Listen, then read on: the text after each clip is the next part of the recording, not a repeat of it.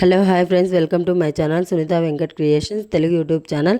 అందరికీ నమస్కారం అండి. ఈరోజు వీడియోలో ఇప్పుడే వచ్చినటువంటి ఒక ఫ్లాష్ ఇన్ఫర్మేషన్ అప్డేట్ గురించి చెప్పడానికే ఈ యొక్క వీడియోనైతే చేయడం అయితే జరుగుతుందండి. సో ఆ ఫ్లాష్ ఇన్ఫర్మేషన్ అప్డేట్ ఏంటంటే, మన యొక్క ఏపీ రాష్ట్ర వ్యాప్తంగా రేపు ఉదయం మీ ఇళ్ళకైతే సచివాలయ అధికారులు అయితే వస్తున్నారండి.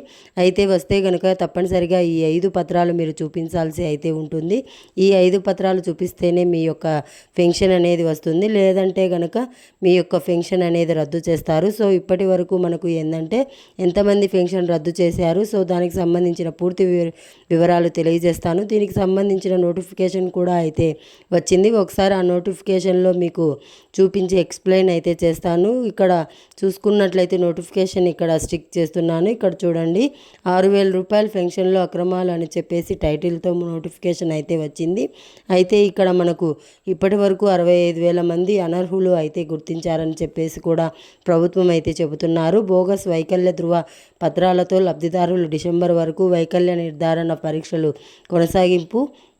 సో నెలకు 6,000 రూపాయల చొప్పున పొందుతున్నటువంటి దివ్యాంగ పెన్షన్లు పొందుతున్నటువంటి లబ్ధిదారుల్లో భారీగా అనర్హులుగా లెక్కలు అయితే తేలుతుంది.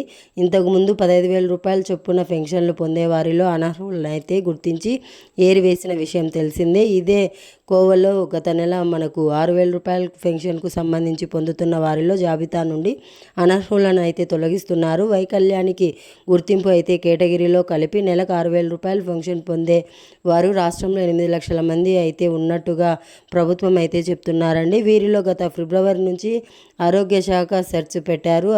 లబ్ధిదారులు ఎంపిక చేసినటువంటి ఆసుపత్రులకు వచ్చి పరీక్షలు చేయించుకోవాలని చెప్పేసి ప్రభుత్వం సూచించారు.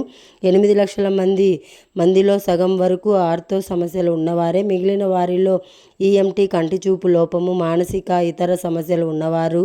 తాజా సమాచారం ప్రకారం 3 లక్షల మందికి వైద్య పరీక్షలు పూర్తి అయ్యి అని చెప్పేసి కూడా ఇక్కడైతే చెబుతున్నారు. ఇప్పటి వరకు మనకు 65,000 మంది అనర్హులు ఉన్నారు అని చెప్పేసి ఈ పెన్షన్లో తేలింది. అయితే మనకు కొత్త వారికి సంబంధించి ఇబ్బంది కూడా అయితే ఉందండి. సో కొత్త వారికి దివ్యాంగులకు సంబంధించి పొందేందుకు అర్హులైన వారిని గుర్తించేందుకు ఈ నెల తొలివారం నుండి అయితే సదరం ద్వారా వైద్య పరీక్షలు నిర్వహిస్తున్నారు. గతంలో పోలిస్తే ఆసుపత్రుల సంఖ్య తగ్గించారు. దీనివల్ల స్లాట్ బుకింగ్ డిమాండ్ పెరిగిపోయింది. సో ఇక్కడ మనకు ఒక జిల్లాలోనే చూసుకున్నట్లయితే మనకు విజయనగరం మనకు 4,500 మంది, అనంతపురం జిల్లాలో మనకు 4,300 మంది, కృష్ణా జిల్లాలో 4,000 మంది, కర్నూలులో 3,990 మంది, వైఎస్ఆర్ కడపలో 3,800 మంది, తూర్పుగోదావరి జిల్లాలో 3,500 మంది ఇక్కడ అనర్హులు అయితే ఉన్నారండి. ఈ విధంగా ఏంటంటే మనకు ఎవరైతే ఫేక్గా ఫ్రాడ్ చేసి పెన్షన్లు పొందుతున్నారో ఇలాంటి వారందరికీ సంబంధించినటువంటి పెన్షన్లు అనేది